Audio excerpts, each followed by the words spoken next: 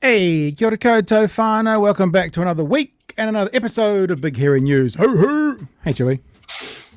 I'm calling it now, man. This is the 90-minute show. Ugh! A 90-minute, 60-minute show. All weekend. Yeah, I know. The news on Friday, I kind of went, of course this comes out on a Friday when we're not doing a show. God, what a shit show. Clown shoes. Fuck up. Just... Oh my God. Yes. We'll get into it, I'm sure, but I'm ready. I am primed. Yeah, I know. I was at the dentist today, $650 later. So I've still got a bit of pain out the back when all the numbing is worn off. So I think maybe you might be doing pain out the back. Are you sure it was a dentist? Hoe! Hey, speaking of hoe, look what I got given today. A book. This is a real book. That's called Beard Theology. What I'm going to do is I'm going to get some twink and I'm going to rub out the top. I'm going to make it neck beard theology. I think that would be more appropriate for us. Is that right? Neck beard theology. So it's as informative as it is entertaining. Read it. You won't regret it. Beard theology, a holy history of hairy faces told by the church mouse and illustrated by Dave Walker. We could do that as a giveaway one week. That'd be kind of fun, actually. You just reminded me of the best beard-related paraphernalia I ever saw. In the early 1700s, one of the czars of Russia... Shit, this is going to take a long time if we're back that far. Okay. Decided to tax people with beards. Oh, I have heard this, yeah. And you paid your tax, you got a beard coin to prove that you were allowed to have a beard. And I desperately want one. It sounds awesome. Well, let's do a segue. That might be something National's looking at with all their new taxes that have come out today. Maybe a beard tax, Mr Luxon. Certainly won't be a bald tax. He wouldn't go that way, would he, Chewie? Because he has a habit of putting onto other people what he won't do himself, or taking off other people what he wants. Hooray! This is like Please My Wife kind of show tonight with the jokes. We should start every segment about what Christopher Luxon's done with the phrase, this motherfucker. Because Jesus. This motherfucker is Jesus. I think there's some grammatical bits you need to put in there to make it not sound quite like. Hey, before we go, we've got a bit of an offer for you this week, whānau. Of course, the merch store is open until Thursday of this week. That's our monthly open. Of course, we've got our buffer swag going. If you don't know what that's all about, you can go to bhnshop.nz. You can actually click on them, and there's a video explaining how Margaret Mutu told those of us who are not Māori what we could do to help Māori causes is be a buffer, to stand between them and the Crown and tell the Crown what they're not listening to Māori saying. So the word buffer is themed from what Margaret Mutu told us we could do to help. So those are in there. We've also got all our BHN merch, including the personalised stuff. So you can get BHN hoodies and T-shirts with your names on them now. Please, if you want a personalised T-shirt, or hoodie, can you remember to tick the personalised ones? Because we pay a bit more for the printing, so they cost a little bit more. But what I'm going to do, Chewie, anyone this week, Monday, Tuesday, Wednesday, Thursday, who orders something from the merch shop during the week, I'm going to throw in an extra little prize, okay, to everyone that's ordered during the show. So we've got some Beardy Boy T-shirts. There's the blue on gold, because of course we're Otago. There's the black on black, and there's a cap as well. Everyone who makes an order, it's got to be during the show, and we get time coded when you've made the order, right? During the show being live, I will throw in a bonus piece of merchandise at no extra cost. Now, I got to say, we don't have every size and every shape and everything left over. It'll go like this. If you order an XL hoodie and I've got an XL t-shirt, I will put it in, obviously. If I don't have an XL t-shirt, I will put a cap in. And if I don't have any caps or an XL, I'll just give you another t-shirt and you can give it to a friend or family. So you have to order merch during the live show. If you do, included in your pack when it comes out to you will be some free swag on us to say thanks for supporting what we are doing. bhnshop.nz. That's just such a fair deal, isn't it, Chewy? Don't you think it's a fair deal? Sounds pretty fair. To all our beautiful patrons, we love you to bits, and we will get to you through the show, and we'll do a bit of that, but we've got a guest with us right now, so I think I should stop messing around and, playing games and having jibbity-jab jokes and say let's welcome to the show the Director of Victor Consulting and a former Senior Policy and Communications Strategist for Dame Jacinda Ardern, then just Auntie Jacinda. Clint Smith joins us live. Clint, good evening to you, sir. G'day, lads. I have to say, my beard feels a bit undercooked compared to yours. Yeah, well, speaking of being cooked, we're all cooked these days because of Atlas Network and those conspiracy theories. It is kind of hilarious how that's all turned to full 180, isn't it? That all those people who were cooked are now saying, look how cooked you are because you're doing all those facts about things that David Seymour graduated from. Eh? Mm-hmm. Anyway. Yeah. Hey, Chewy is an angry ginger ball tonight, Clint. I'm just giving you a warning because he is ready to go off. All right. About something that we missed out on last week. So, Chewy, I imagine you've been bubbling all weekend getting ready for the show. What would you have done, Chewy, if I had said, nah, let's not talk about that? That was last week's news. What would you have done? You would have just exploded? I'd just pop. Okay. I'd just pop like a balloon in a ceiling fan. It'd be over. And Clint, you put out a particularly interesting tweet on, I think it was on Friday, which caused me to contact you, which also says this. This is from your Twitter. If you're in the audio podcast, I'm reading Clint's tweet. It's time to talk about how Luxon Dash bought a 3-bedroom family home mortgage-free in the middle of a housing crisis, converted it into his electorate office, charges taxpayers $45,000 a year for rent, highest of any electorate office, rather than just renting a nearby existing office. It feels like the housing conversation and our hairless leader is due for a thorough talking over. So before we get to the $1,000 a week, and oh boy, do we have comments, including we'll play something from his stand up today, where he just flat out lied, where he says this is available to all MPs. Let me make this really clear. What he takes is not available to all MPs. And if you're not aware of that, I'll show you why. But first, Clint, our guest, our fellow beardie, what do you want to tell us about buying this 3-bedroom house, renting it back, and that part of this whole Christopher Luxon housing debacle? So this is one that sort of got my goat for a little while, actually. It was first reported, I think, maybe a year or so ago that Luxon was charging the most for an electorate office of any MP. And, okay, that's one thing. But then I saw the picture of it, and hang on, that's a house. When did he get a house, and why is it suddenly an electorate office? So I looked it up, and there's a old real estate ad online. It was sold to him in March 2020, just before he became an MP, and it was a family home at that time. There's some interior photos as well, and he's gone. I'm going to be an MP. I'm going to buy a home. I'm going to turn that 3-bedroom home into an office building. When there's what you can't see in that photo is directly across the road is some shops where he could have rented an office. Right. And it just, and now he's got this asset, which he's charging the taxpayer $45,000 a year for. And look, MPs need electorate offices. That's fair. They shouldn't have to pay out of pocket for those. That's fair. But there's a real, it's part of a pattern with Mr Luxon that every opportunity there is for him to take a bit of taxpayer money and put it in his pocket, he seems to take it. And it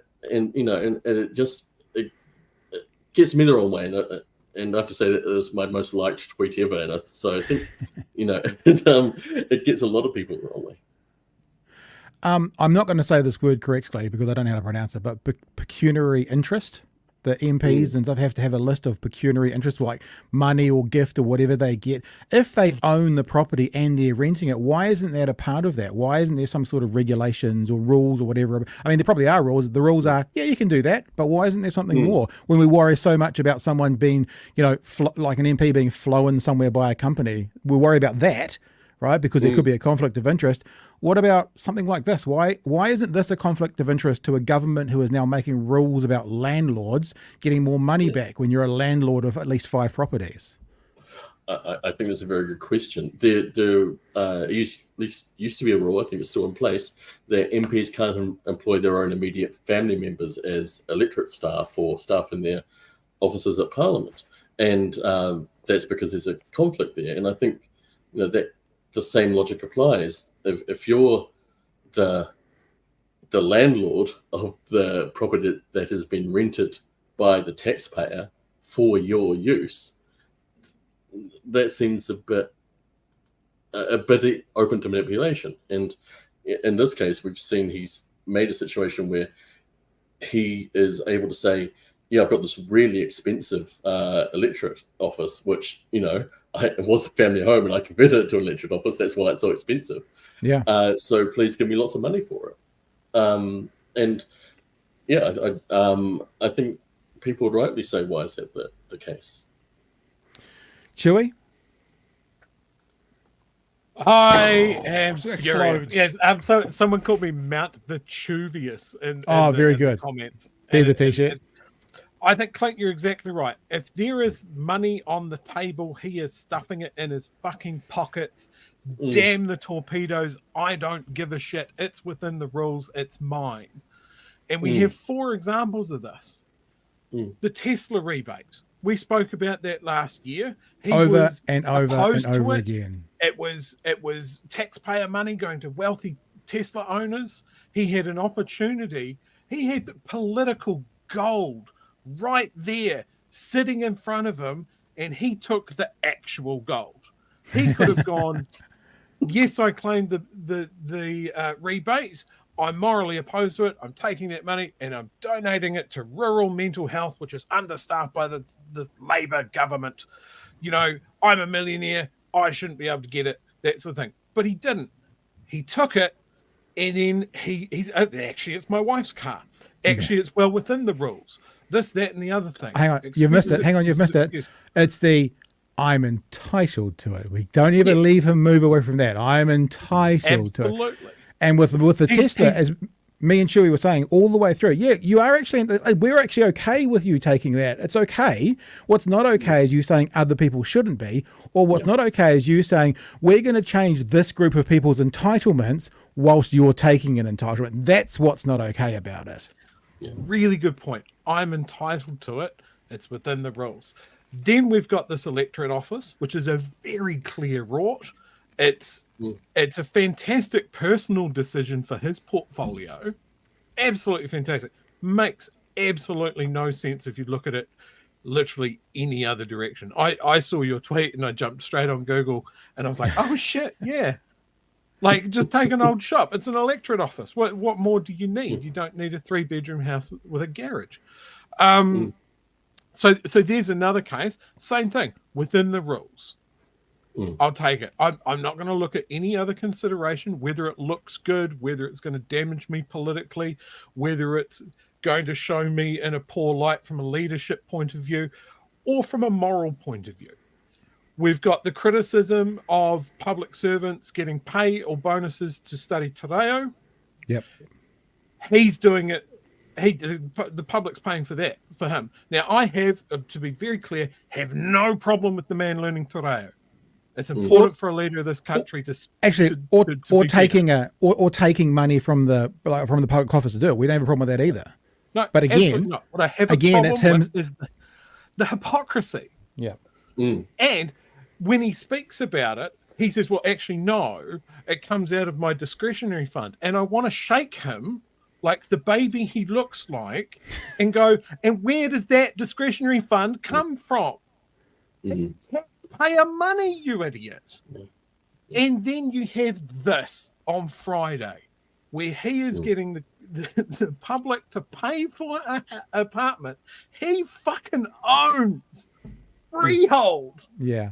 Because he doesn't want to go to Premier House. He's got a free house. He doesn't want it. Let's do this. Let's go to this. This is from the stand-up. I was actually going to play last night's article as well, but I think we're at a good point to play the stand-up from today, because Jenna Lynch, we've given Jenna Lynch some criticism where Jenna Lynch has deserved criticism, but she made some pretty good points in the stand-up at the moment. Let's have a listen to what she said to him, a little bit about the moral side of things as well. Have a listen. What does it say about your character that while you're looking at cutting back food in schools for hungry kids, you were comfortable clipping the ticket for your own accommodation? Look, I disagree. I disagree. I said, that's... It's funny how he disagrees with her asking him about his moral standing. I disagree. What, you disagree with I'm being asked about my moral standing? I disagree that I have morals. I've explained the situation about Premier House. I want to go live in Premier House. That's where I've wanted to go since I became Prime Minister. The reality is I received a report from Chris Hipkins, which he had received, that said there's a lot of investment needed in there because there's a lot of repairs and long-term repairs and maintenance issues, right? And so I'm trying to find a way to fix those up. In the intervening period, all I've said is, look, I'll stay on in my flat. There are, within the rules, I get all MPs and ministers get an allowance, and all I've said is... Claimed it. Sorry? No one has claimed it for 30 years. Sorry, what do you mean? No all MPs and ministers have an allowance? Okay, this is the bit that's not true. This is actually not true, and I'm going to play the lovely Karen Plunket's going to help us 2 times tonight, Chewy. The first time is when his guest today, who was a List MP, explains how it works, the actual accommodation supplement works, and not everyone gets what Mr Luxon gets. He gets $1,000 flat fee because he's the Prime Minister. Not everybody gets this, so we've got to be clear. What he says there is either because he doesn't understand, which is always possible with him, or he's just choosing to lie. Within the rules, I get all MPs and ministers get an allowance, and all I've said is... Claimed it. Sorry? No one has claimed it for 30 years. Sorry, what do you mean? No all MPs and ministers have an allowance? All I'm saying no Prime Minister because Premier House has been available for them to go live in. And so if you live outside of the Greater Wellington... Now think about that. Premier House is available for them to live in. It doesn't cost them anything. I'm sitting in my freehold apartment, which doesn't cost me anything, so I'm going to take it. We'll just get to the end of this. In the area, that's where that allowance kicks in. But what I'm just saying to you is, look, my well-being within the rules, I'm saying it's a distraction, not happening. In that house, but it's not good enough for you to live in. Again, a lot's happened since that former Prime Minister was actually in that house, and as you know, there's a new report that came out. Lots happened to that house since 14 months ago. All those Wellington earthquakes and stuff, all those, it's fallen down. She was only in a tent by the end of it. From an independent group that's not political, that actually is designed so that actually these issues are apolitical, and to make sure that actually it can be invested in. We're working our way through that report. We'll see what we can do to try and make sure that we can maintain Premier House so that it actually is there for future Prime Ministers as well, which I would love it to be there. I would love it to be more available to the community to be used as well. In an intervening period, as I said to you, not taking the allowance, we'll repay it. Don't want to be a distraction. Okay, so give me a couple of secs here, guys, to put out what we're going to put out, and then you can jump in. So the first thing is, he didn't say I was wrong, right? So he didn't say, yeah, I made a mistake. I didn't quite, like my staff just ticked all the boxes. It was a mistake I shouldn't have. What he said is, it's a distraction. So what he said was, he didn't go, yeah, that was a mistake I shouldn't have. He went, oh, this is a distraction. Now, that I think is quite telling, that he still will not actually admit to any wrongdoing. Now, we know within the rules he didn't do anything wrong, but the question there from Jenna about school lunches was fucking brilliant. And later on in this hour, too, when we talk about David Seymour saying we can't afford school lunches, the thing is, we can afford school lunches. It just depends what you prioritise. And at the moment, big tobacco, big petroleum, landlords are prioritised higher than school kids getting lunches. So we're not going to buy this. Before you jump in, I know I'm ranting now. I want to play you one thing, because remember what he said, everyone's entitled to this, and that's horseshit. This is the List MP from Tauranga, and his surname, ironically, is Luxton, Luxton. I didn't even know. This is him explaining how the system works for getting your accommodation supplement. Have a listen. And if you miss it, I'll explain it at the end. Have a listen. Parliamentary services, this is all new to me as a new MP, parliamentary services pay a accommodation supplement, some kind of allowance that you send in your tenancy agreement, and you still pay it out of your account, but that comes in with your pay. So what MPs do is they provide evidence for how much their mortgage or their rent is, and they get reimbursed. He has no mortgage and he has no rent. It's a freehold property. So when he says everyone's entitled to this, it's not the case. The Prime Minister is entitled to a flat $1,000 a week fee. So please don't listen to him when he says, oh, I mean, yes, it's in the rules, but this is not like everybody else. This is a special entitlement that the Prime Minister gets, that the previous 30 years, not one single Prime Minister has taken. Now, I'm finished my rant, but it just occurs to me, Clint, that you've probably spent some time in that house when you were working with and for Jacinda Ardern. Is it a hovel that's falling down? Well, we went there. We had a Christmas party the first year after Labour was elected, and that was the time I was allowed to go there. No, it's really fancy. I mean, it's a mansion for a Prime Minister. It's dated, so you go inside, and it kind of looks like your grandma's house might look like, or even like your grandma if you grew up in the 80s. So, you know, it looks a bit old-fashioned, but it's all fancy as hell. Like, you know, it's all nice. It's just dated.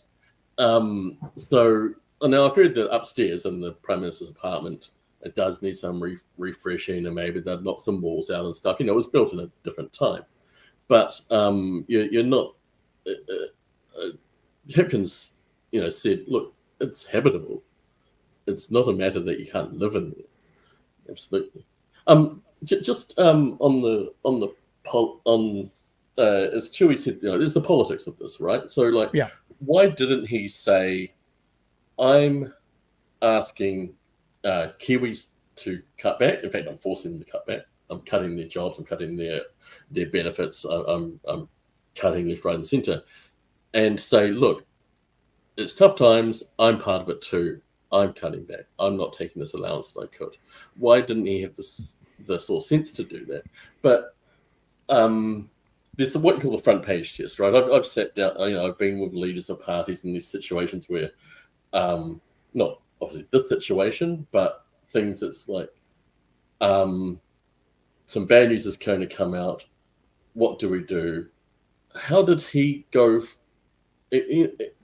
Mark Delder must have called up his office on Thursday to get the information that he was taking the allowance. Mm-hmm. His advisors and senior ministers would have said to him, this is indefensible. And he must have said, no, I think it's fine. And he went all the way through until Friday afternoon, did a stand-up where he said, I'm entitled, it's my entitlement, I'm entitled. And only after that did he finally realize that it wasn't politically sustainable, because his political opponents, every time he went to cut something, when, you know, at the budget, when he's going to cut through prescriptions for cancer patients and the disabled, would turn around and say, wait a minute, you're taking $52,000 a year, aren't you? Why are the cancer patients having to pay for their prescriptions while you're taking $52,000 a year? Finally, he realized after, you know, he must have had his advisors in his ear saying this is impossible for more than 24 hours before he cottoned on to it. But that front page test is sort of a backup for when your own internal morals fail. Like, the first step should be, no, I can't do this. I can't take every bit of money from the taxpayer that's available to me when I'm worth $30-40 million at the same time as making the poorest Kiwis poorer. Where was the morality that stopped him doing it before you get to the stupid politics of it? Why didn't his internal morality stop him? It's so little money for him as well. Yeah. You know, this is nothing to a guy with $40 million. But he's entitled to it. He's you entitled. know, why is everybody angry? I'm entitled to it. It's like every time I came at this on Friday, and I just like, either his advisors are completely dropping the ball, or he's ignoring them. And when I saw professional advisor would give him that advice. Yeah, when I saw him do those interviews, 1, 2, 3, and then late afternoon, yeah, I'm paying it back because it's a distraction. And I just wanted to go, mate, I would love a $52,000 distraction. Far out. You're talking like a full-time minimum wage earner makes $47,000 a year. Yeah. Before tax. And yeah, but it's before tax, Chewy. So that means they get about maybe 40 or 38 in their hand. This is tax-free, this $52,000. And the other thing that's going to irk all of us is, remember this little piece of audio? We want a government that cares about how every single dollar is spent, because every single dollar the government spends is ultimately a dollar from your pocket. So what we do here, Clint, quite often is we're actually quite generous, I think. We will hold this government at least to the account they held the last government to, or to the standards they set for themselves. And they are just coming short so much. Here's also a Twitter from the same kind of era. Oh, sheesh, I just put myself there. I didn't mean to do that. It's revolting. Oh, I didn't mean to do that either. Holy crap, what's going on? There. Sorry about that. We're back. Here's a tweet that he put up around the same sort of time. The days of taxpayers being treated like a bottomless ATM are over. You know, I'm also wondering, I put out some tweets in the weekend. One of them said something like, I wonder if he got a $1,000 a week from the ATM, or maybe Chewy, at what point was he going to come out and say, oh, well, you know, my wife books my accommodation, and we don't discuss her finances. Department. My wife's apartment. I'm renting it off her. We don't discuss her finances. That's off limits, Chewy. Now, I would have loved to have been in the room of the Labour Party social media team fucking fighting over each other to drop in exactly what you put up. Right. And then going, next minute, boom, easy. Social media win. That went round New Zealand in record time. You could hear the fucking sonic boom on it. Yeah. But yeah, it's a complete, like, it's the hypocrisy, it's the complete failure of any political thought process at all. Of like, this is going to look bad by anyone that looks at it. I'm a millionaire. I don't need it. And fundamentally, it's a class thing. Yeah, there's a class thing here, right? Because he was telling the poorest New Zealanders, you are using taxpayers as an ATM. How dare you? He was accusing the poorest New Zealanders of being bludgers and ripping people off, and yet here's this guy taking every cent he can get a hold of. And it's the same with the landlord tax cuts, right? We have the government saying we want to ensure we're getting value for money out of feeding poor kids lunch, but are we checking if we're getting value for money from giving mega landlords $1 million a year in tax cuts? Yeah. No, because he's a landlord. They're part of his class, and it just doesn't apply. I have just remembered another one we can chuck in. Remember how much criticism the government got over flying in Air Force planes? Expensive, untenable. We're going to fly commercial. That's certainly not what's happening now. He wants to fly in our Air Force One. And it's another example of just hypocrisy and the baubles of office.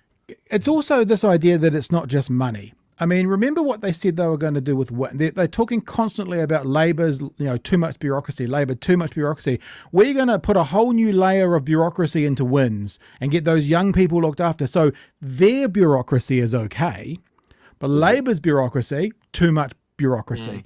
So let's not get also kind of taken away with thinking this is just about Luxon and money. This is about national and policy as well. Those guys have got too much of X, Y, Z. Oh, when we do X, Y, Z, no, that's just good policy. But those guys doing the same sort of thing, too much, too bad.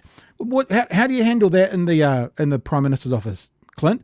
Like when you get accused of hypocrisy, whether it's there or not, what goes on? What are the conversations? Well, I'm struggling to recall one that was about hypocrisy directly, but there are circumstances that always come up for a leader. Maybe one of your caucuses misbehaved or something, or one of these things. And the first thing you do is always get the information out as quickly as you can that you have. You don't muck around. But the other thing is, if you've got it if what's happened is indefensible, you don't try and defend it. You own it, and you say, so some of the times leaders look the best is when they are able to say that thing that I did or that my minister did was not on, and it's changing. People like that because that's what they expect from a leader. What they don't want from leaders is this evasive stuff, and it does set in governments. But we're seeing it right at the start from Luxon that it's always excuses. Like you say, he said the reason I'm doing this is I'm not taking the money as it's a distraction. He didn't own it and say no. He could have said, "Look, I was taking it as opposition leader, didn't really think about it, but I am asking Kiwis to tighten their belts. It's taking him at times. It's only right I do it too." He could have still salvaged the position and come out with that line, but he refused to. And I guarantee, because Chris Bishop and Nicola Willis, I went to uni with Bishop. I know them well. They are smart operators, and they would have been say that stuff to him, but he doesn't. He's not listening. So here's a question, Clint, and this is something Chewy says all the time, right over there. This to me comes off then as a CEO who's like, why are you questioning me, rather than a politician? Mm-hmm. And Chewy's point often, Chewy, do you want to say it? You can say it. I won't say it for you. He is not very good at this. He's the not world of politics. Yeah, that's true. But what I say to my friends who are still in Parliament and still with Labour or the Greens is, yeah, but the left lost to him. Yeah. So, I do think. I mean, look, the public think he's not very good at politics. He's rating 25% as preferred prime minister. That's lower than Hipkins. It's lower than when Bill English took over. They both lost elections within a year. He's not going to face that test that early, but his popularity will not increase. It will be in the toilet after this. And so, if the left can mount a decent campaign in 26, they're in with a chance. Yeah, I mean, that's a test for me. Is my mother, who does not care for politics, sent me a text message on Friday going, "Have you fucking seen this?" Yeah. Same with my wife. She's not into politics, but she saw that and she was like, "What is this? How can he be cutting the school lunches and taking this money?" And then we had backup arrived for him later that day on Friday. The crusader for taxpayer value for money, David Seymour, sees absolutely no problem with it, and basically implied that anybody doing a job shouldn't be out of pocket for doing that job. That's some great news that the government is now happy to pay my bus fare. And I assume I get 3 meals out of it. I don't know, but I'm looking forward to the unveiling of this new policy for workers. I think that reflects that David's never had a real job. So Clint, you've been an advisor in those positions, probably I guess still are in your consultancy work. You're today sitting now in the office of Prime Minister Christopher Luxon, and he says to you, what do we do from here? What do you say to him? I think right now he's dug himself in too deep into it's a distraction line, so he has to sort of hope it moves on. And the issue is now he's really associated what's happening at Premier House with him, and so when a decision is made about renovating Premier House, it's going to be Luxon wants 10 mil dropped on blinging out his mansion. Yeah. So that would be my concern as an advisor, is looking forward. As an advisor, you've always got to be looking at what's going to happen downstream of this, and then what? Yeah, exactly. It's very easy as the leader to get caught up in the moment, but it's the downstream that'll matter. And yeah, he even though he stopped taking the money now, is still emblematic. It's still going to be, when they cut through prescriptions, it's still going to be, yeah, but you're the guy who took the Tesla money, you're the guy who got the taxpayer to pay for your Today, you're the guy who is pocketing money from the electorate office, and you were taking all that money for your apartment in Wellington, but you're saying that cancer patients have to pay for their prescriptions now. It undermines the morality of what they're doing even more than the landlord tax cuts. Yeah. So it's a problem. I don't envy his advisors. Yeah, no, I the thing that resonates with me about what you've just said is he can't really turn his back on what he's done now because he is dug into. If he kind of comes out now and says it was all a mistake, it'll be like, yeah, okay, hi PR team on the 9th floor. That sounds pretty obvious. You're losing, so you're explaining it in a different way. So I feel the same. I feel like he's really got to just write it out. Maybe they'll make some amazingly horrific, terrible. Maybe they'll just say all school lunches are gone tomorrow, and then all of a sudden the whole focus will go elsewhere. Maybe that's their plan, Joey.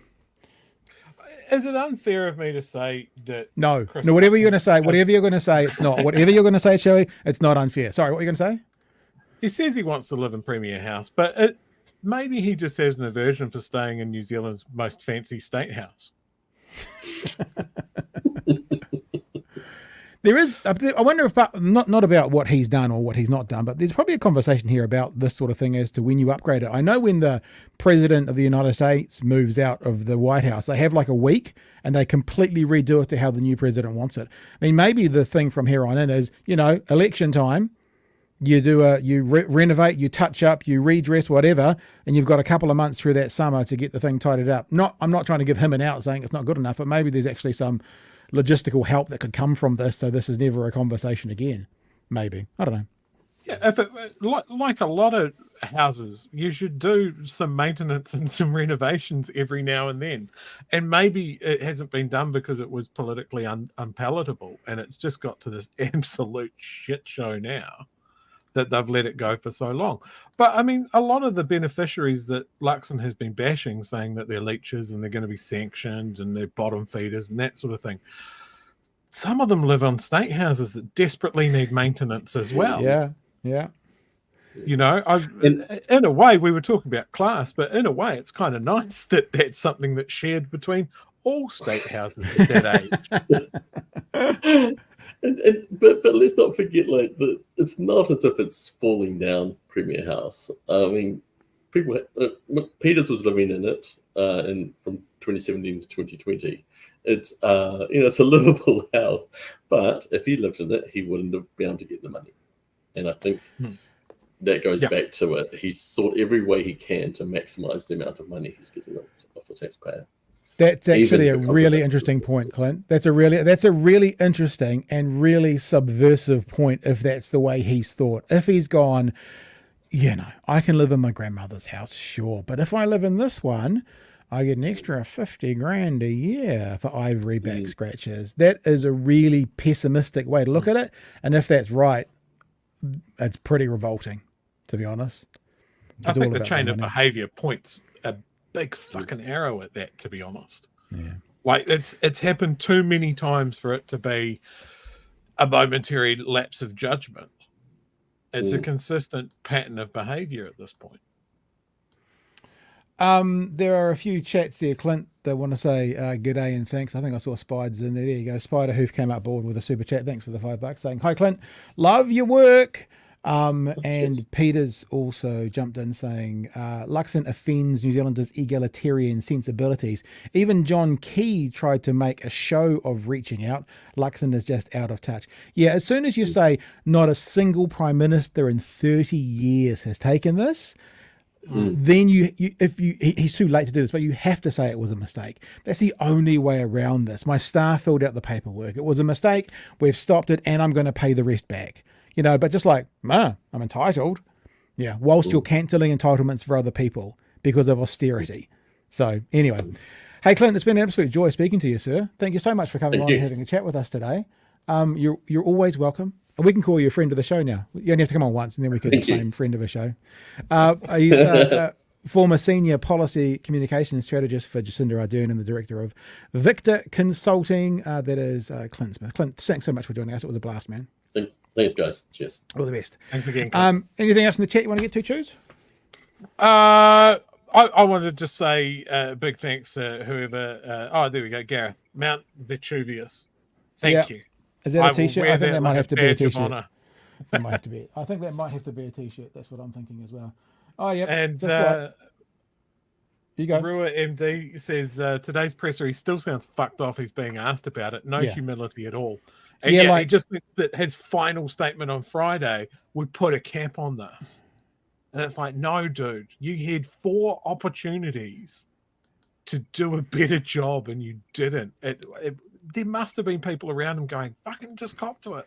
I think the new head of politics at ZB is Thomas Cogley? Anyway, I'm not sure who it was. But that someone asked the presser and he went, like on Friday morning you said this, on Friday afternoon you said this, later on Friday afternoon you said this, and then at 5:07 you're on News Talk ZB and you changed your tune. What happened between those 2 meetings? Which is a great question. And he just went on about, it was just a distraction. It's like, again, no, you did something wrong. Not technically wrong, right? But morally wrong from your position on what other people need to do.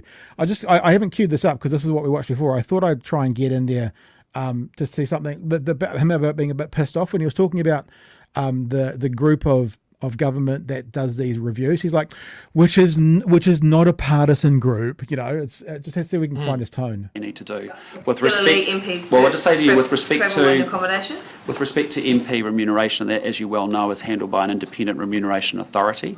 They have already kicked off a process around that. I don't want to comment on that, so that I don't have any undue influence over that process. Do you mean all MPs and ministers have an allowance? All I'm saying is because Premier House has been available for them to go live in. Look at that body language, huh? Like a teenage girl. So if you live outside of the Greater Wellington area, that's where that allowance kicks in. But what I'm just saying to you is, look, may well be within the rules. I'm saying it's a distraction, not happening. In that house, but it's not good enough for you to live in. Again, a lot's happened since that former Prime Minister was actually in that house. What a stupid answer. What the fuck has happened to the house in the last 12 months or so, 12 to 18 months? Jacinda had a rave on her way out. As you know, there's a new report that came out from an independent group that's not political, that actually is in that house. How pissy does he sound? Again, a lot's happened since that former Prime Minister was actually in that house. And as you know, there's a new report that came out from an independent group that's not political, that actually is designed so that actually these issues... I mean, how pissy is he? How pissy? It's like, oh, Dad, do we really have to talk about this? It's a real Simeon Brown tone from the back seat with his lollipop, isn't it? Real one. Let's talk about Simeon Brown now. I've got that kind of queued up. We can talk about that, but okay, let me do my little quick one first of all, because Oliver Karen Plunket, I know you don't like me saying this kind of thing, Chewy, but has helped us all confirm that ACT is only about race baiting politics. Like, honestly, it's confirmation. Let me set this up for you. So on Karen's show this morning, there was one of the MPs from ACT. It's a guy, Cameron Luxon. Gosh, imagine that. Cameron Luxon from ACT. And they're talking about the woke media and woke hiring practices. And Cameron Luxon comes out and he talks about, getting appointments and getting hired in jobs based on your lineage, your ethnicity. And what Plunket does is goes, yeah, but what about those rainbow ones? What about them as well? Now, this is a perfect time for ACT to portray that's not just about race. You know what he says? He says, oh, no, I'm just going to focus on the race part of this. He actually gets given an out to say that ACT is about equality for everyone when Karen gives him a chance to talk about being equally as revolting to the LGBT community, but he actively chooses not to, and he actively states he's going to stay on the issue to do with race. So I kind of want to say thanks to Karen for this, but let's just have a listen to it. It's not very long. How long is it? Oh, it's about 90 seconds. So have a look. So I've just set up the conversation, right? And that's what they're talking about. They're talking about hiring practices, yada, yada, yada. And the guy just refuses to move off race, even when throwing a softball. Would the woke procurement include government agencies like ACC and government organisations that spend thousands of dollars a year getting the rainbow tick, which is basically a grift by a bunch of gay people to say, we will cancel your business if you don't pay us some money and say you're rainbow friendly? So he's thrown him the ball to say, so you can now tell us that you're going to have the same focus on all minorities and be revolting to them all, but... Yeah, well, there's in this realm of I mean, progressive procurement for Māori businesses. There's grifters that have started a bit of a cottage industry, as it were, supplying services to businesses who have done the sufficient searching through their family tree and found Well, what themselves to about, be as I say, classes. progressive procurement is not limited to issues involving Māori. It is. So he goes back again to the well, and he goes, "Yeah, I get you wanna slam Māori, but just in case you're not aware, you need to at least give out the appearance to all of us that you're going to slam all of these groups." He goes back for a second time, and he gets. There's also the diversity, the gender diverse, and the rainbow community who are doing essentially the same thing. Are you going to take them on as well? Look, the difference with this one and what I'm talking about in this particular case is that this is a government policy setting. It's got a policy. There is a current policy for a target from central government contracting services from businesses and authorities contracting services, which is abhorrent. We shouldn't be having that, and that is what I'm going after at the moment. I think it isn't a good thing to have, especially when we've got a productivity issue. You know, we should be enabling people to get on with it, not searching through their family tree for some kind of negative one-drop rule absurd situation in the 21st century.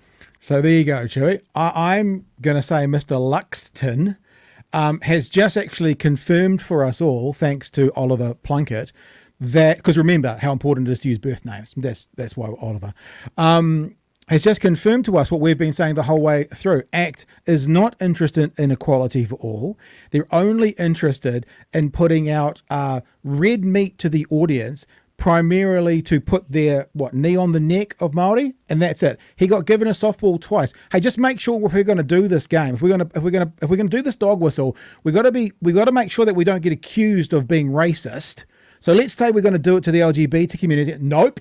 No, come on. I'll give you a second. We are going to talk. No, just based on where people are born, Joey. Confirmed. Absolutely. God, he's a distasteful man. I am, of course, referring to Oliver Plunket there. Changed his name, don't you know? Oh yeah. Went by his middle strange. name. Very, I wonder very why. strange. I wonder why he's not proud of his birth name. He goes up at his birth name. It's very strange. Maybe he's wanting to put himself there as less Irish or something. I don't know. Whatever ACT says it is a lie. It's not a libertarian party. It's not a party that's there for value for money for taxpayers. They are there to stoke a gap between what they would call real New Zealanders and Indigenous New Zealanders. Every time they have a chance to prove us wrong, that's where they go to. If they were a libertarian party, like they sometimes say they are, they would have legalized or campaigned against the prohibition of controlled substances, because people can make their own choice. They can make their own decisions. They're not a libertarian party. No. They are just there to sow division, and that becomes more and more clear as we find out what they're fucking up to. Seymour is not a clever man, or maybe he is. He's desperately unlikable. We've got other friends of the show that spend some time with him that say he's very, very clever. So maybe that's what the fuck is he doing? Yeah, I mean, I saw footage today. He was protested over the weekend over the genocide in Gaza, and he comes out and he goes, "Can any of you tell me what genocide actually is?" And he gives literally a dictionary definition of genocide. You're missing a bit though. You know whose piece that was, eh? Yeah, it's Justine's again. It was Spiderhoof. No, it was Spiderhoof. Spiderhoof tweeted it. Yeah. And he retweeted Spiderhoof's tweet that shows him being an absolute doorknob. I'll find it while we're talking about being a doorknob about it. I didn't know it was. So it's Justine's video, but I got it off Spiderhoof's space. No, you're right. So I don't. So I'll hold my tongue in case it's not who I think it is. Sorry, that went on a massive tangent, but it's just here we are, and sorry, I just had to check a calendar that we're in fucking March, just 3 years into this year, and every opportunity this bastard government, this absolute mongrel government, does something, they step on their own dick in the worst way possible. Every time. It's indefensible. Oh, this guy. So what I hear you saying is the video might be Justine's. I'm not sure about that. But I saw it. The protest was Justine. Okay. Spiderhoof tweeted it, and David Seymour retweeted this. I think he thinks this makes him look good. I don't know why. Can any of you tell me what genocide is? Seymour, you can't hide. You're supporting genocide. Just water pollution today. In a Christian church, a church that would be bombed if it was in Gaza. Can any of you tell me what genocide is? It's very simple. Genocide is a deliberate set of actions aimed at eliminating a group. Correct. That is not what... Then what do you call shut it down? Yeah. So he defines it, and then he says that's not what they're doing. So whatever percentage of the housing's been bombed, or he said okay. So I will. I should probably show you that last screen because you might get some enjoyment out of that last screen as well, Chewy. That was a freeze frame at the end. So the only thing, and this maybe relates back to him maybe being not that smart, but then again, like Luxon's probably an intelligent human being, but he's got no political smarts. So maybe there's a offset there. He thinks this is a win. He thinks that he's gone out and he's debunked their thing whilst describing what genocide is, which we agree with, and pointing out, and then basically letting us know he says they don't, but this is exactly what Israel's doing. So Israel is attempting, if not doing, to commit genocide. Also didn't hear his Canadian accent, which is very disappointing. Oh, yeah, he got rid of that real quick, eh? Yeah, real quick. Okay, Seymour might be smart. He's not very good at empathy or being an actual human that I've seen. Well, I wonder if it's because he used to be a hologram and he's now a real boy. Maybe that's what's happened, and he's lost something in between. Maybe it's still got some of the hologram feelings to it. He's lost the H off his head as well. Maybe the H was for Hamilton in Ontario, Canada. Maybe, I don't know. I don't know if there is a Hamilton in Ontario, Canada. I know there's we a Hamilton didn't see anything. This might just be causing chaos for the show. We've had Luxon, we've had Seymour. What the fuck was Winston up to this weekend? Anything? Did he do anything outrageous? I did not see. No, I haven't seen anything either. Maybe he's working on something better. You know what's interesting about that though? Real interesting is I actually was having conversations with people about this a week and a half ago. You are getting, you can see that maybe, okay, this is going to be a bit hard for some people to handle. Maybe Winston Peters is doing at the very least a good job at being a politician at the moment. And maybe he's doing political work. Doesn't mean we agree with his policies, yada, yada, yada. But you're not hearing from him, but you're hearing the other two morons going off with every terrible policy idea. Maybe Winston, as awful as he has been, especially leading up to the election, is now just getting on with it. You know how, Chewy, we said we thought if National won, they'd just get on to it. It's so much worse than we could ever imagine. Maybe Peter's not so much. Maybe he's actually a politician and he's getting on with it. I'm sure there's a ton we don't agree with. In fact, I think I read a headline at the end of last week about gender ideology bathroom bills or something being put in place. But actually, Winston Peters himself speaking in front of cameras, maybe he's getting onto it. Don't know. Yeah, Peter says that he was on ZB crowing about the death of News Hub. So he wouldn't be going after the woke. But hang on. I think it was a death to democracy though, wasn't it? So which one is it, Winston? Which one are you going to go for? Now, Chewy, this was sort of my last story of that we'd throw in because I hadn't really prepped very much for it, but you seem very keen to talk about it. So shall we do it? Yes, let's do it. Because we've still got school lunches. Let's see what little Simeon Brown's been cooking up. Little Simeon Brown. Buckle up. Driving is about to get a whole lot more expensive. The government has unveiled a $20 billion transport plan. I loved it in the press conference today, where the first thing that I think the Prime Minister said is, we're bringing back roads of national significance. Exactly what we've been saying the whole time. What's new? He literally said, we're bringing back. Yes, so this has been done, attempted before, and you're just rehashing. Literally, nothing new. which will see the Roads of National Significance project revamped with 15 new 4-lane highways to be built. But to pay for it, the entire fleet will have to pay road user charges. So that means electric and now petrol vehicles as well. Doesn't that actually make EVs feel much more valuable? You know what I'm saying? Because you know what they're going to do? They're going to reduce the excise tax on petrol, but not as much as they're going to add on as road user charges. That'll be absolutely what's going to happen. This government is doing a money grab like never before, and it's all based around fucking taxes. This is the government that wants to lower your taxes, that wants to give money back. And the only way they're generating extra money right now, because they've made promises they can't fulfill, is adding tax upon tax upon tax. It's almost like, Chewy, for the first time ever, we're going to talk about their fucking hypocrisy. It's crazy. It is in this unveiling of the Roads of National Significance. Would you call ferries a road of national significance? Being part of State Highway 1? You could put that under that. $20 billion worth of extra spending, maybe tightening up that bridge across the strait. Well, that's the hole, isn't it? I don't think we talked about this when it came out, but a couple of weeks ago, there was a hole projected in their plans for roading of, this is the hole of $24 billion. A $24 billion hole in a $20 billion plan. How the fuck does that work? They might talk about it in this story. Let's have a listen. And drivers are going to face a $50 increase to vehicle registrations over the next 2 years. This is the thing, yeah? I'm interrupting a lot. This is the thing. I don't actually mind an increase in that theoretically. Hasn't gone up since the mid-90s.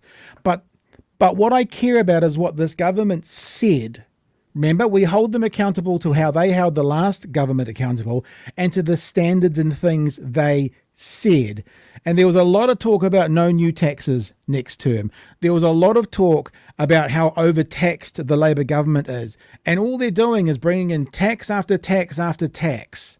So I think $50 for most people will be okay. It hasn't gone up for 20 years. It doesn't seem like it's going back from $110 to $160 a year.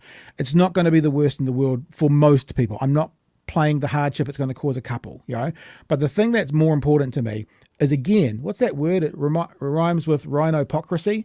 I think it starts with an H. I think we've talked about that tonight, because they said everything's costed. They said everything's paid for. They said giving more money back. Remember, for people who get $4 a week back. Remember, there were some people who are going to get $4 a week back in these tax cuts. That's $200 a year. One fell swoop, a quarter of that's gone. Right? If they catch buses, they're already behind. So it's not about giving back. It's also about where you're adding more money in. And this is just another thing that this government has decided, in a cost of living crisis, that these people, right, living out there in Aotearoa, these people can just pay more now, because it's going to cost more to live under these guys. Ironically, I just said that out loud, Chewy, and it's true. It's going to cost more to live under these guys who promised to fight the cost of living crisis. These guys criticised Labor for the fuel excise tax. They criticised Labor for taking off fuel excise tax to make it more affordable for people. Look, they campaigned on road user charges for EVs. They had an opportunity there to go, hey, actually, you know what? Looking at the EV road user charge setup has really made us think that we should redo road user charges for everything. And they've said that that's what they're working towards, but they've done it in a really fucking ham-fisted way of rolling it out, taking the criticism from the EV crowd of like, well, hang on, this isn't fair. Like the price per kilometre is fucked. And maybe if it was on all passenger vehicles, we could see what is fair. Because petrol cars pay per litre, not per kilometre, whereas road user charges are by kilometre. So it's really, you got to do some math to work it out. Yeah. But here we hear the government chucking on more fuel excise tax and higher rego charges. Now, again, I don't have a massive problem in rego charges. As you said, it's been decades since they've done it, and New Zealand had some of the lowest car registration fees in the world. If you want to check out something butthole tightening, check out Australia's rego charges. Very, very high. It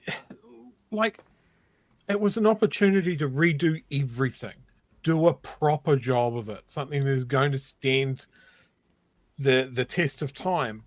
But every time they do something, this government that says that they're laser focused on the cost of living crisis, they find another way to increase costs.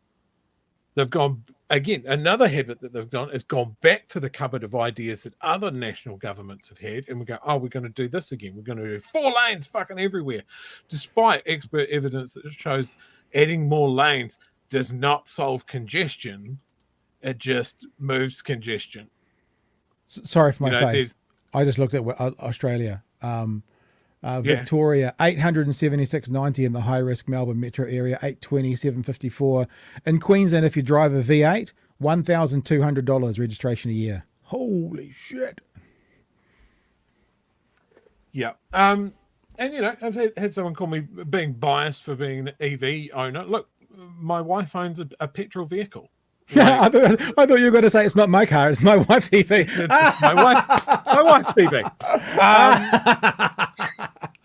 Sorry. Look, I'm not biased because of it. Next T-shirt, Chewy, my wife drives an EV. I'm not biased because of it. I have knowledge because of it.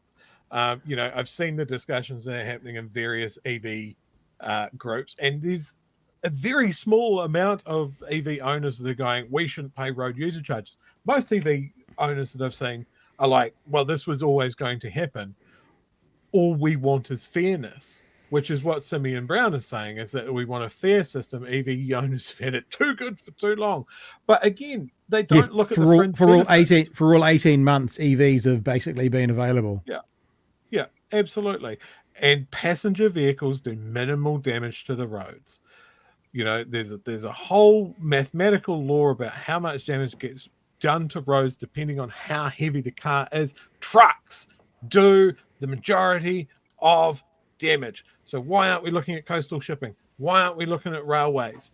Why aren't we doing this, that, and the other thing? No, we're fiddling around the edges, and we're coming down on EV owners who, for political reasons, a lot of people think are left.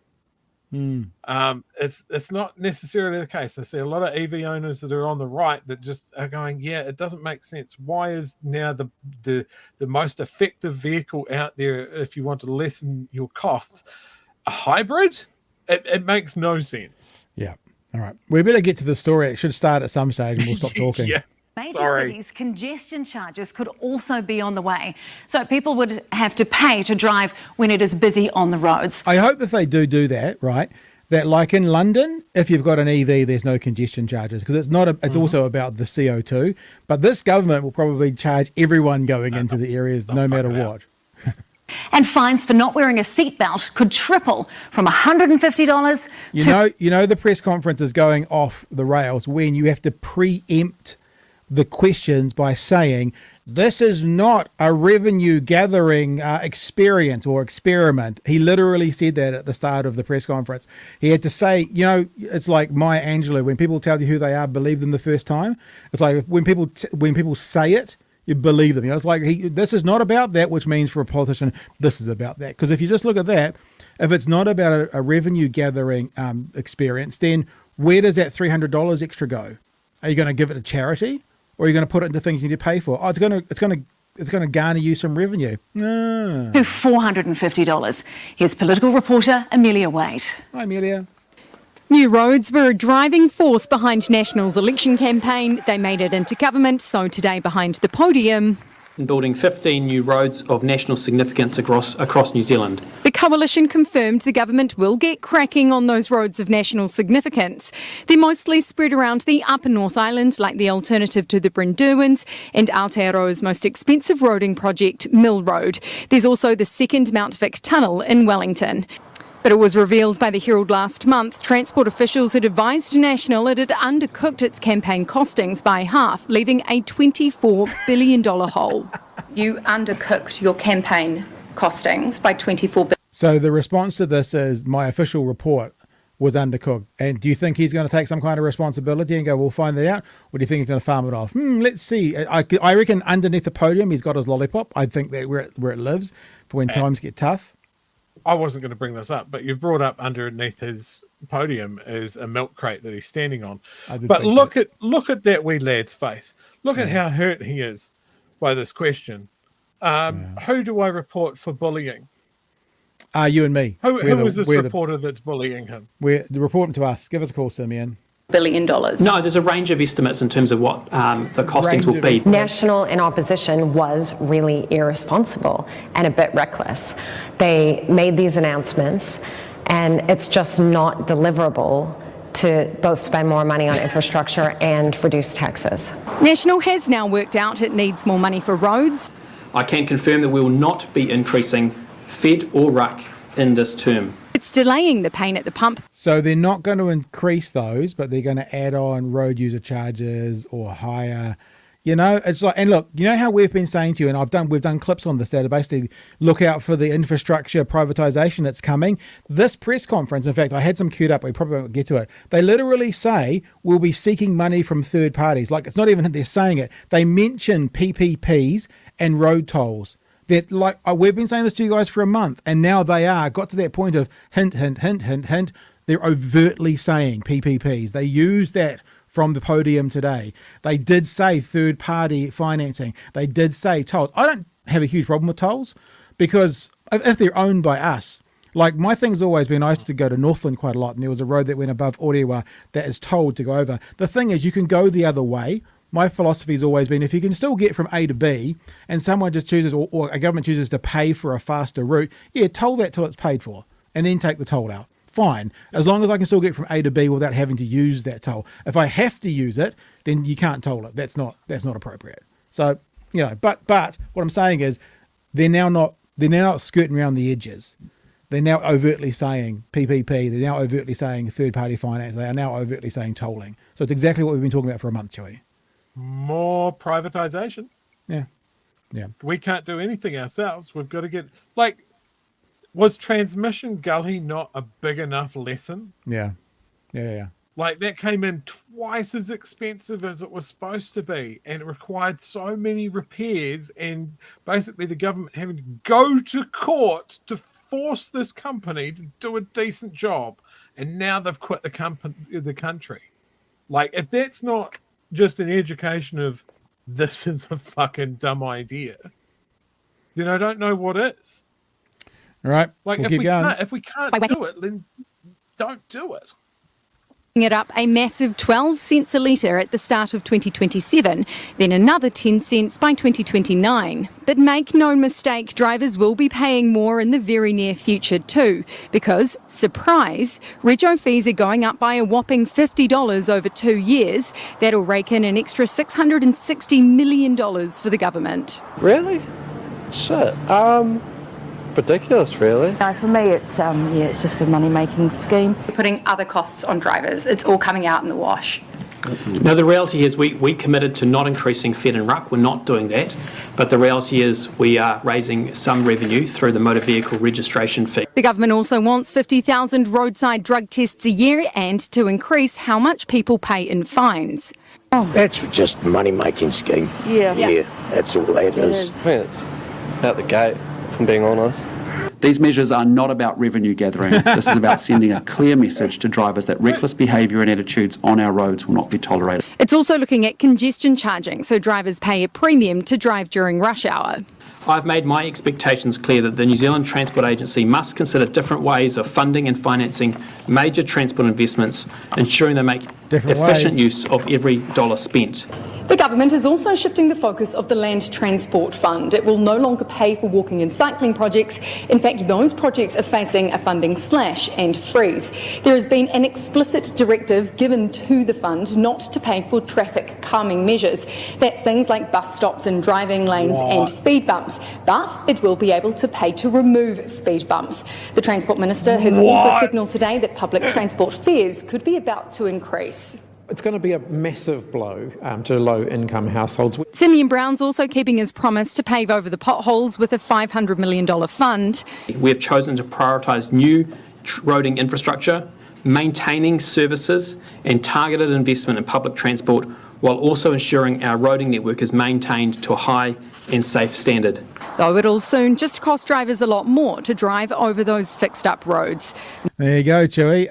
Now, you desperately wanted to get into this one, so have at it, sir, before we look at this government's... they're going to fix up the potholes, they're going to charge you more, they're going to make more people smoke, they're going to do a handshake to the petroleum, and next, the most evil of all, they're going to tear school lunches out of your kids' hands. You know, they talk about taking... what are they? Taking a lollipop? Easy to take a lolly from a baby? What's that saying? Take a lollipop from a baby or something? It's like they're literally doing that. They're literally going to take food out of children's mouths. But we'll get to that in a second.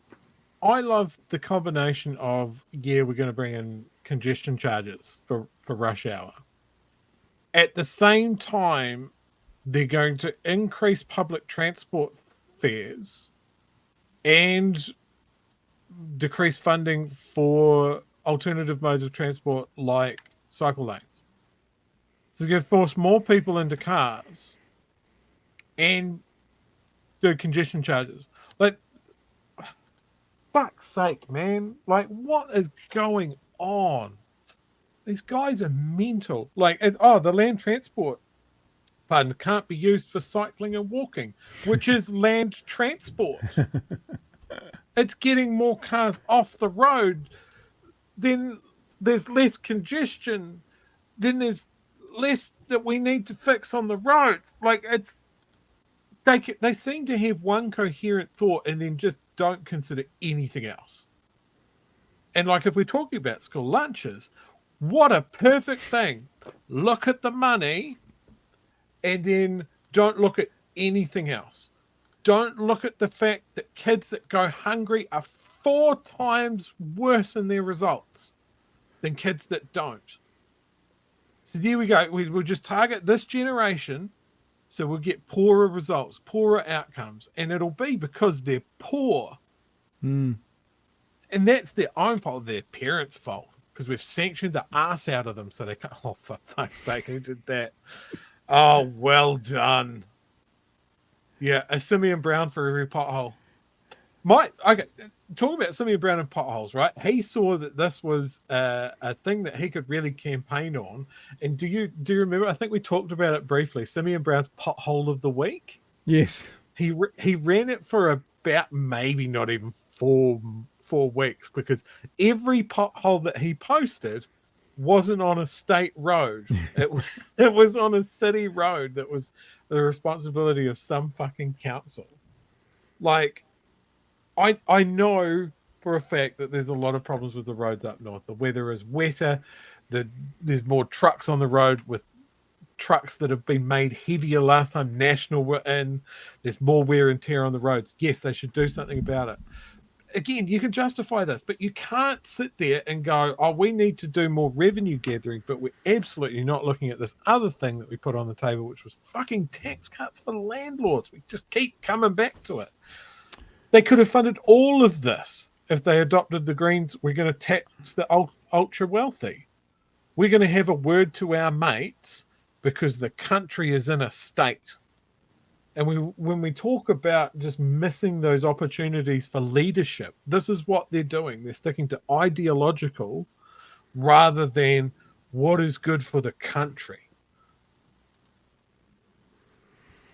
Right. We're going to move on to see these people trying to take food out your kids' mouths. I want to say a big thanks to Nathan and to AS and to Ralph. I always think of Ralph Wiggums when I hear that name, Ralph. And I think to Matthias, and maybe, I got to check what time it was, maybe to Rachel as well, who have all bought merch this hour. Very quickly, this is our last story of the night, which, as you know, it'll take us 47 minutes to get through. But if you'd like to get some merch during the show, bhnshop.nz, it has to be during the show. Then I'm going to throw in a free piece of merch. Hopefully that'll be in your size. If I don't, because there is some of these tops left. There's not a broad spectrum of all of them. If it's in the same size, I'll throw it to you. If it's not, I'll throw you a hat. If the hats run out, I'll throw you something that you can give to a friend and say, come and listen to BHN. So everyone who goes to bhnshop.nz whilst we're broadcasting live and we have a time code on them and get some merch, will also get a free gift. And this will be happening all through this week while stocks last. So if we run out of free stuff, I don't know how many pieces there are might be 20 or 30, then it'll be, let's say there's 25 of them, it'll be the first 25 people. And for the 26th person, sorry. So that means you should get in sooner than not if you actually want to do it. bhnshop.nz, because I've definitely got at least 6.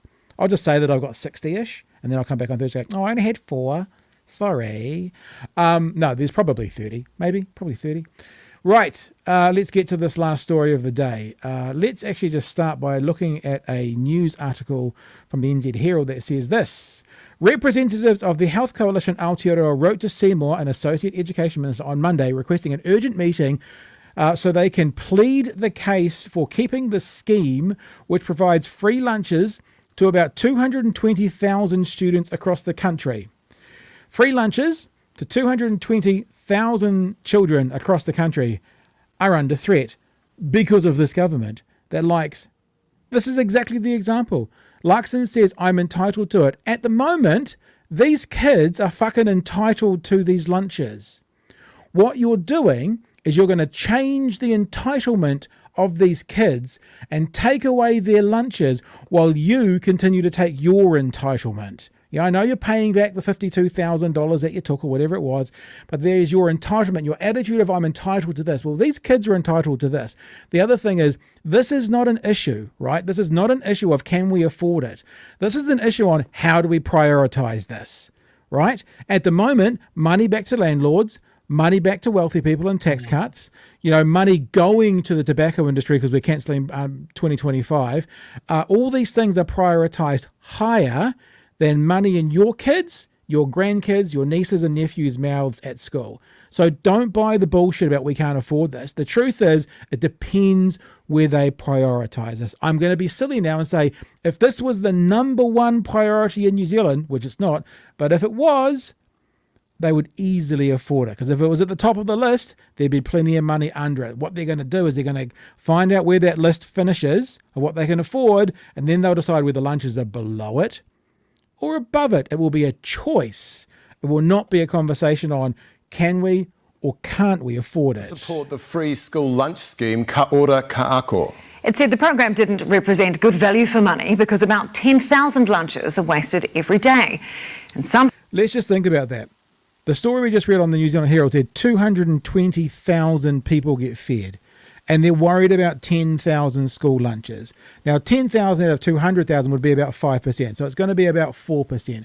So they're worried about a 4% wastage, right? How many government agencies, even the ones that this government ticks off on and say are okay, do you think have a 96% success rate?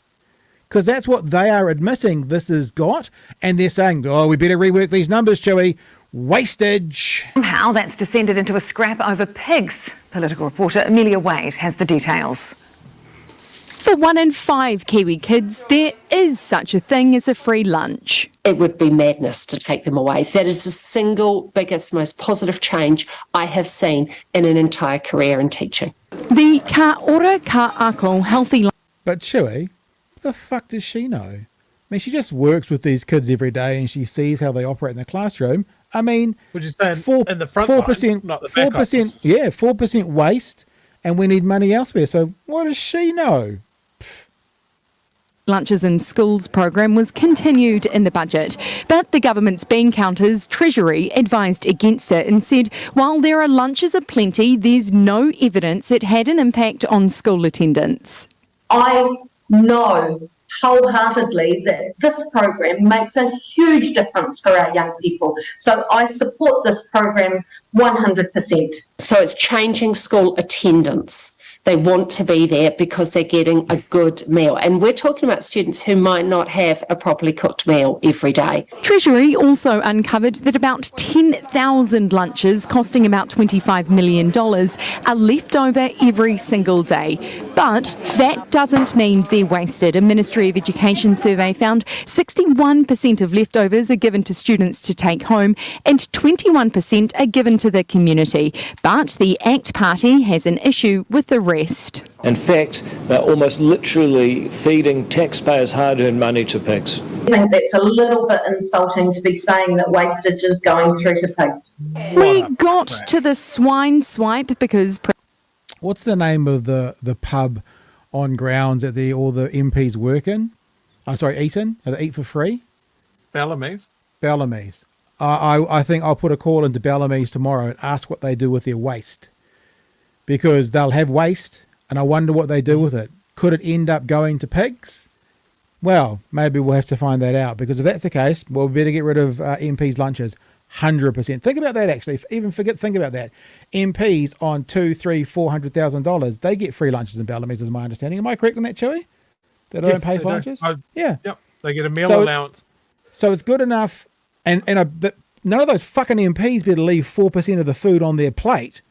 Because if they don't eat it all and they leave 4% of the food on their plate, then that's money that the taxpayer's losing and the taxpayer's wasting. Just remember strongly. We want a government that cares about how every single dollar is spent, because every single dollar the government spends is ultimately a dollar from your pocket. Yeah. So whatever you're having for lunch at Bellamy's tomorrow, Mr Luxon, there better not be any more than 2% wastage. Even if you're full, put it in your fucking mouth. Principal Tim Nelson said sometimes they give leftovers to kids with pigs. The pigs are the very end of the line. Because mostly leftovers go to students and their whānau. He says free lunches are a great social equaliser. If you're a parent and say it was around lunches and you send your child to school without food, then there'll be a sense of shame attached to that. And now that doesn't exist. Yep. Tim says the claim that $25 million worth of wasted lunches going to the pigs is just act telling porkies. I think that was one of those moments that... News Hub! I think that's one of those moments where every chance you can get to show that video, you must show that video. I think that was at the end there. I just hope, like News Hub staring down the barrel, they're gone in June, right? All bets are off the table.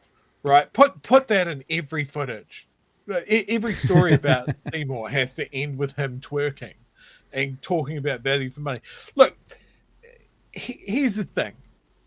What's the bigger problem? That there is some wastage out of this program, and we're not even talking a majority of wastage, a tiny percentage of wastage in this program. Are there hungry kids? That is the problem. I want fed kids in school learning. Play the long-term game. Like, if you don't have enough money to keep kids fed in school, find the fucking money. Talk to your mates. Go door knocking on 311 families' doors until you can feed the kids. Because that's what, like, how much is it costing me extra per year out of my tax to make sure that kids are fed? Yeah. I think the official word is 3/5 of fuck all, Chewy. I think that's what they say. Yeah. In accounting terms. It does not matter. Because kids are fed. Kids are in school learning, and if they don't eat the meals, then they're going to the families, so they're fed, and then maybe some go to pigs. I don't care. I don't care that some pigs might be getting a free meal every now and then. They're pigs. What I do care is the vast majority of these meals, the vast majority, are eaten by hungry kids. And as that principal said, they have lowered the bar. Like, every kid can have that meal. There isn't this bar set off with only poor kids can see. So if you see some of those kids with the free meal, they're the poor kids. No, they're meals for all the kids. Remove that stigma. I don't know if it was in that story or not. I was doing two things at once. I might have missed it, but I saw a story that said the most, because ultimately being cost effective. And if it's in that story, just tell me, because I might have missed it as I was Googling something else. The most cost effective way to serve school lunches to kids is to serve them to all kids. I mean, that's actually, rather than trying to means test it, rather than trying to figure out who needs it most, giving them to all of them is actually the most cost-effective way to do it, because there's a whole bunch of admin that doesn't have to get, people visiting houses to see, do you really, yada, yada, yada, yada, yada. And I mean, that's the case with any program where people need to get fed, right? You scale it up en masse, your costs go right down. There's a fantastic business here in Dunedin called the Bowling Club. They serve $4 meals, and I quite often go down because it's a $4 meal. I can't finish the meal that they give me because it's so much, but they do it for $4 a head, and they are a business. They are making a profit on that that they put back into the community, and I'm just stunned.